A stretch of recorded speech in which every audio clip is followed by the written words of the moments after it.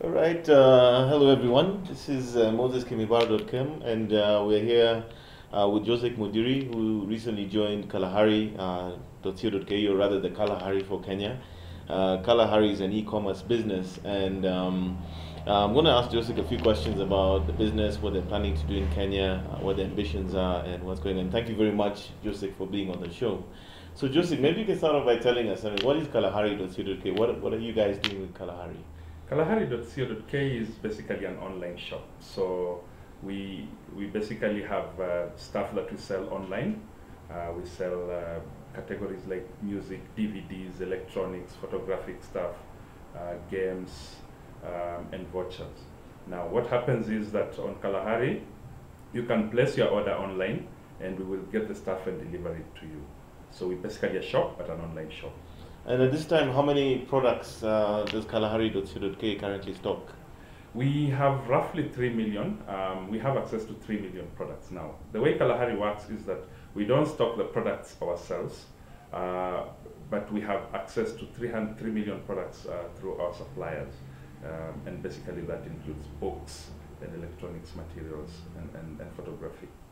Now, obviously, e-commerce is a fairly new area in Kenya. I know there are a few other e-commerce websites and a lot of new players getting into the market. Yep. Obviously, Kalahari is one of the ones that's been around, I think, for probably the better part of a year or more. Yes. How are you dealing with the challenges of e-commerce in terms of payments and transactions within the Kenyan space?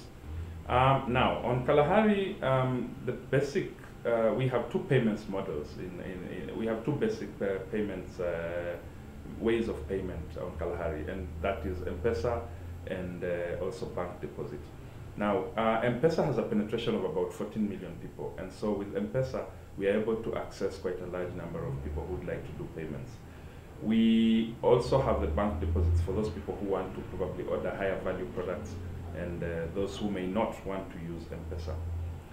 Clearly, we need to include credit cards and other payment modes like PayPal. And we are actually, right now, we are addressing that because we know we have quite a huge market out there, and it could be our customers who are in the diaspora, some even local, but basically the customers who are in the diaspora want to buy stuff on our website, but cannot because they don't have a way of paying. By September, we should be able to pay using credit card. So it's early September, which is just a few months from now. Just a few months from now. Yes. Okay, excellent. And then one of the things that I noticed when using Kalahari is that I don't know whether the public in Kenya is aware of this, but it seemed to me that buying items such as iPads, that the prices were significantly cheaper than you would find in a lot of the retail outlets in Nairobi. How is it that Kalahari is able to be so affordable when some others are charging much more at the retail level here in Kenya? Kalahari is quite affordable because basically we source our products directly from our suppliers outside the country. And so because we are able to source at competitive rates, we are able to pass on this benefit to our customers. And you'll see it happening especially in our electronics shop, in our books shop, and various other shops. And as the business grows, we would like to reduce our prices even further as we have more volumes coming on board. Yeah. Okay. And then another interesting trend obviously in Kenya, apart from obviously the penetration of m-pesa, which you've mentioned has about 14 million subscribers. Okay. And I know you have a strong background having come from Safaricom's m-pesa division. Okay. Obviously is the issue of delivering the Kalahari experience to the mobile user, yes. Especially through the WAMP or the mobile web, and possibly even a Kalahari mobile application. Yes. Where along the timeline are you in terms of delivering that experience to your existing and prospective customers? Let me say that at the moment you can actually register on Kalahari using your mobile phone. So we have if you want to register, you can go onto our mobile site and register as a customer. The challenge is on transaction, and as we speak, as we move into the new platform, which we'll be launching in around about September.